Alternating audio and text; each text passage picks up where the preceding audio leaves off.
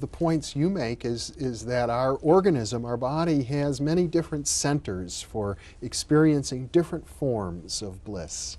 Yes, actually, these centers called chakra are, that's an ancient term from the Sanskrit that means wheel.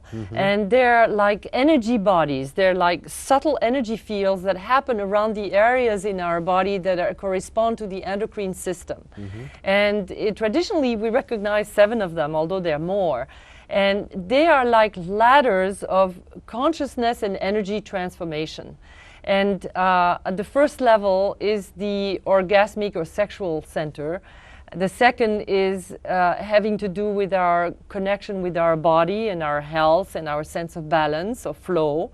The third one has to do with our sense of trust with ourselves, our sense of putting ourselves out in the world and of self-empowerment, and also the adrenal glands, of course.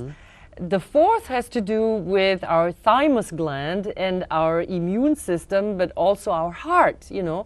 How do we explore our emotions? How are we related to our parents? How do we know how to love and to be receiving love?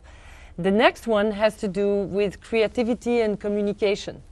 So that has to do with the thyroid gland and how we express our truth. And I call it the song of the soul. And the next one has to do with our sense of vision and insight and with the pituitary gland. And I call it the what did I call? Oh, the full moon. And then finally, the crown chakra has to do with our sense of connection to the divine and our accessing, our developing our ecstatic potential. And this is the sky, this is the openness of the sky mind, as I call it, our Buddha nature, that in us which was before we were born and which will remain after we die.